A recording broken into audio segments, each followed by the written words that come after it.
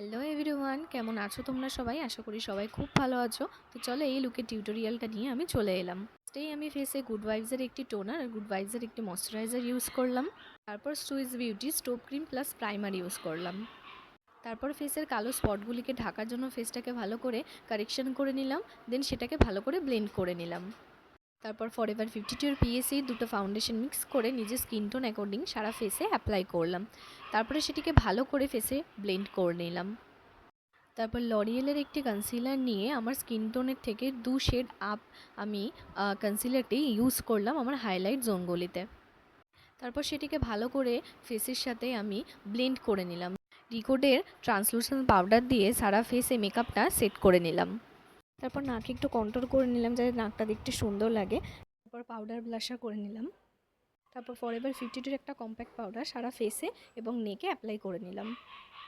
তারপর ফেসের হাইলাইট জোনগুলিতে হাইলাইটার অ্যাপ্লাই করে নিলাম ভালোভাবে।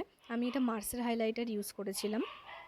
তারপর আইব্রো করে নিলাম। আইব্রো করে নিয়ে আই বেসটা করে নিলাম যাতে আমি আই মেকআপটা করতে পারি। আই বেসটাকে ভালো করে করার পর কম্প্যাক্ট পাউডার দিয়ে সেটাকে সেট করে নিলাম। তারপর ডার্ক ইয়েলো আর লাইট ইয়েলো দুটো কালার মিক্স করে আমি চোখের আইলিডে দিয়ে নিলাম। তারপর ডার্ক পার্পেল কালার ইউজ করে চোখের আউটার কর্নারে ভালো করে স্মাচ করে নিলাম। স্মাচটা আমাদের খুব ভালোভাবে করতে হবে যাতে কোনো হার্শ লাইন বোঝা না যায়।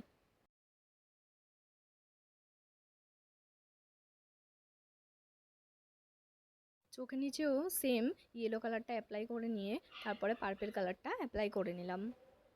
একটি ফ্ল্যাট ব্রাশ নিয়ে সিলভার কালারের শিমার নিয়ে হাফ কাট ক্রিজে অ্যাপ্লাই করে নিলাম। ভালোভাবে আউটার কর্নারে পার্পেল কালারটা নিয়ে স্মাচ করে নিলাম। তারপরে লাইনার পরে নিলাম। লাইনারটাকে ভালো করে স্মাচ করে নিলাম। আউটার কর্নারের দিকে একটু কাজল পরে আই লুকটাকে কমপ্লিট করলাম। ফিক্সার অ্যাপ্লাই করে লিপস্টিক পরে আমার লুকটি কমপ্লিট করলাম। অবশ্যই জানো কিন্তু তোমরা সবাই এই লুকটি কেমন হয়েছে।